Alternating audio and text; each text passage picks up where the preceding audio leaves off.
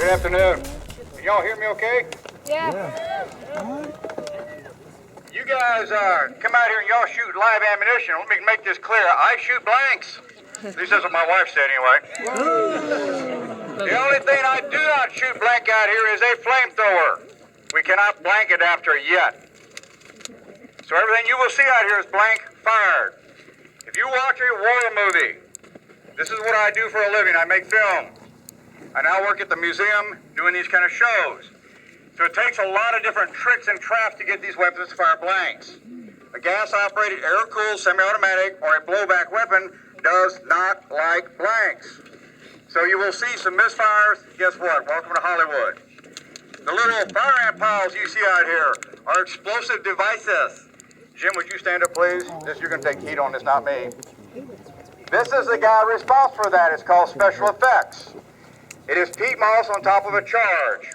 So, once we do this show, I will make sure nobody wants to come out here till that man gives me a hand up. Everybody with me on that? Yeah. Okay. You have all your body parts. Let's make sure we go home that way. Basically, what we're going to do is give you a version of what we teach at the museum.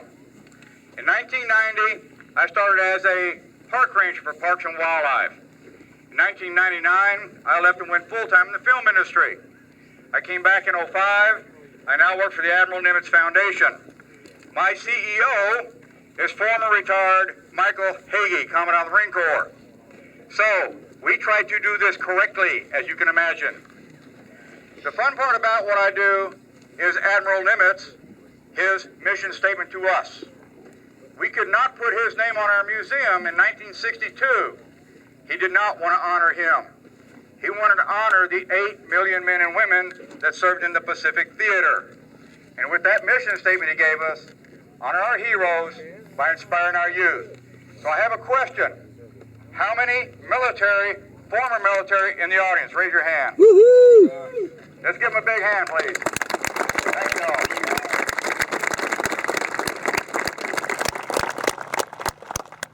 As most of you know, 1941 to 1945 was a world war. Today, our parents, grandparents are getting fewer and fewer, known as the greatest nation, the greatest generation. We're losing 1,500 of these guys and gals a day. It is with that mission statement the Nimitz Museum hangs its hat. We are dedicated to that mission. So, are y'all ready to get started? Sure. Good. You're going to love this part. Everybody raise your right hand.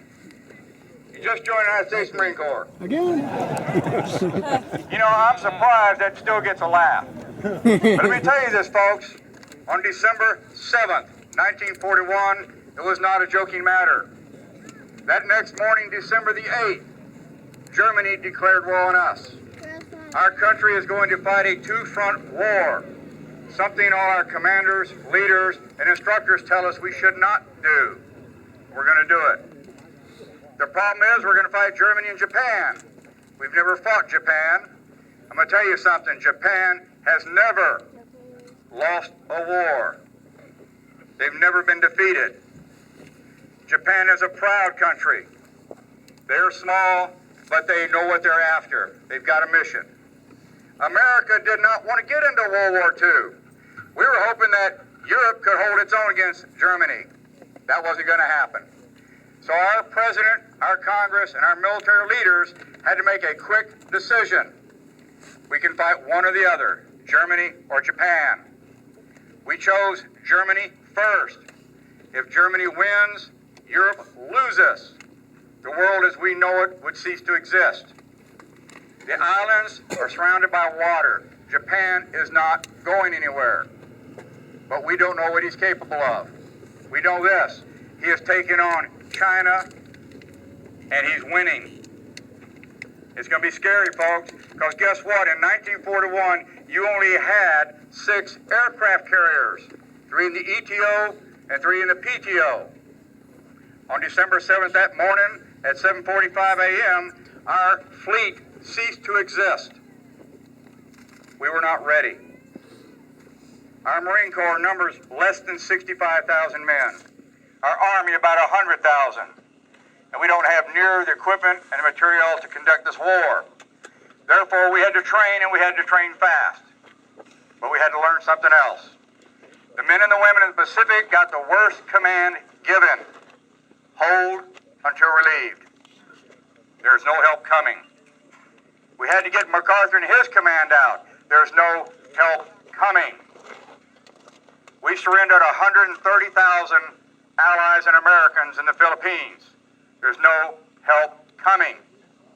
So we're going to train, we're going to get ready to fight an enemy we've never fought. Understand something, in 1904, the Japanese government made it a national law. They will not surrender. Men, women, and children have vowed to their emperor they will die for their country. We've got a problem. To solve that problem, the first thing we're taught is know your enemy. To do that, I'm going to bring forward a real good friend of mine named Eric Helfrich, our Japanese commander. Good afternoon, everyone. Thank you all for coming out here and bearing with the heat. To help you all understand why, during World War II, young Japanese and American men fought to the death on islands like the one represented before you here in this field, I'd like to take you back in history, farther than Pearl Harbor. All the way back, in fact, to 1853, when a United States admiral named Commodore Perry took a fleet of the most modern gunboats the Navy had to offer in the United States and sailed into Tokyo Bay, threatening the shogun, the military leader of Japan at the time, as well as the emperor, with destruction and warfare along the coasts of the home islands. They didn't relent and opened a trade agreement exclusively with the United States. They relented at this show of force. It was impressive and frightening. This was a momentous event because, for the first time in 200 years, Japan opened its borders to trade with the outside world. A period of self-isolation was instituted to keep out foreign pollutants, such as Christianity, opium, business ventures deemed hostile to the Japanese home islands and people. Upon entering the world stage, the Japanese quickly realized to avoid the fate of their neighbors, that is, to avoid becoming a colony of the United States or Great Britain, like China and many countries in Southeast Asia, they needed to do two things and do them very quickly: modernize their economy and expand their military. And in a short number of years, this was accomplished by sending the best and brightest military advisors and students to universities and military academies around the world, bringing back the best of the West, as it were, to the newly awakened country. In the 1880s, a short war was fought alongside the British on mainland China to put down what was deemed the Boxer Rebellion. For the first time, the Japanese military utilized rifles and cannons rather than bows and arrows and swords exclusively. Technology was impressive and proven. Further developments were made to 1904, when a war broke out between Tsarist Russia and Imperial Japan, on land in Korea, and in the Sea of Japan between mainland China and the Japanese home islands. The Russians were beat soundly on both fronts.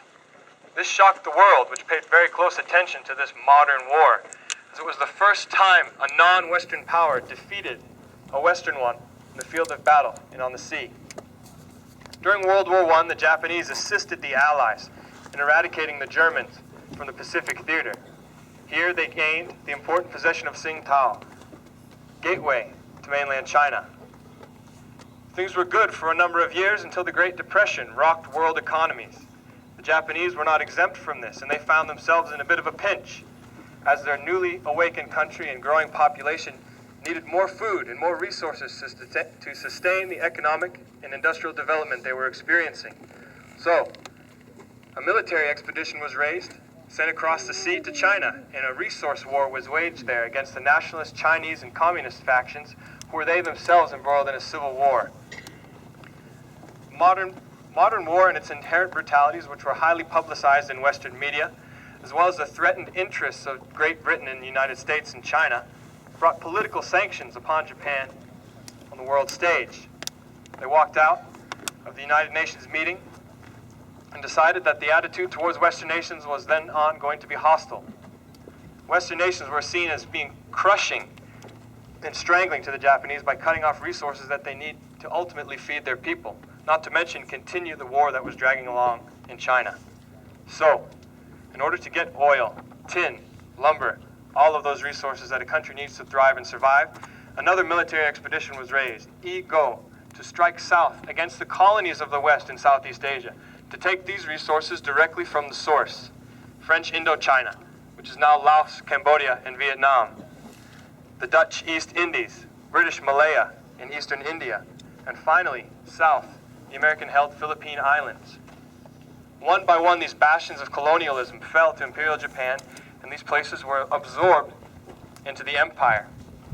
It was at this time that the controversial plan was drafted to go and strike a death blow at the United States Navy anchored in Pearl Harbor, hopefully cowing the President of the United States and the military from staying out of the Pacific theater so that the Japanese could freely pursue their own interests without Western intervention.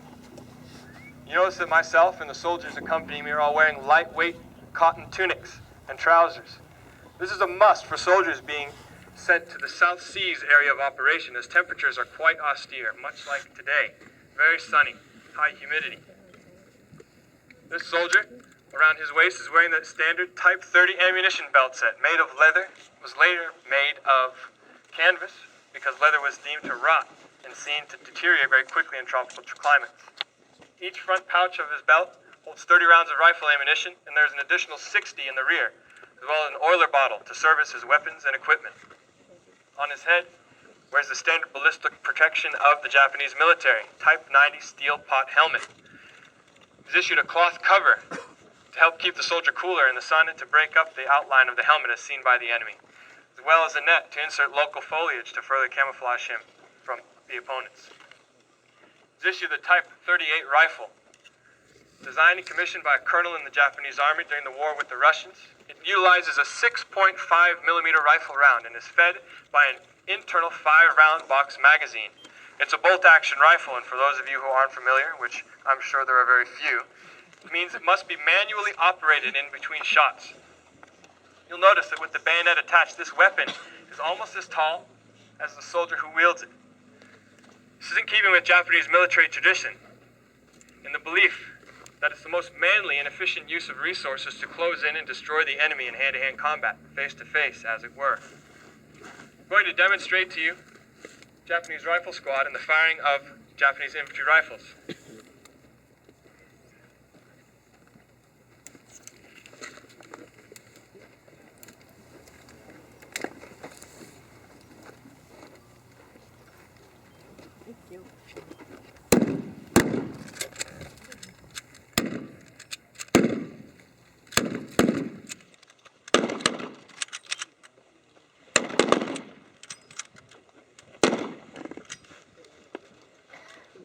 Bolt-action rifles are simple, designed to be used by conscripts, and are easy to maintain in the field.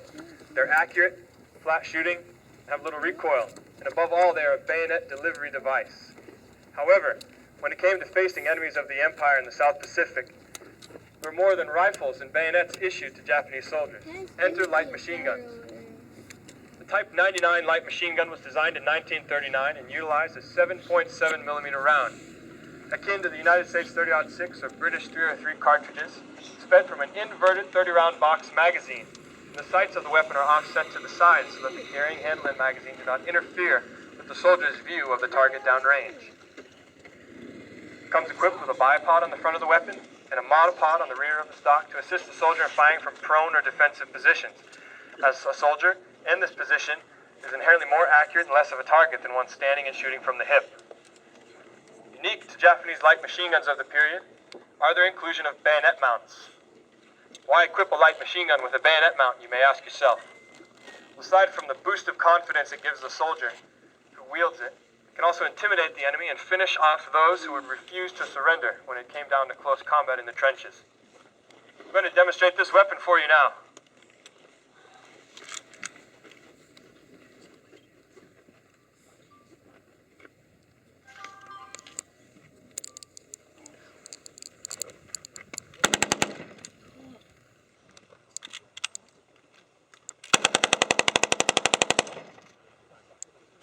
Japanese firepower. Again, thank you all for coming out. Next, you're going to receive the rundown on American training techniques, weapons, and equipment at the start of the war.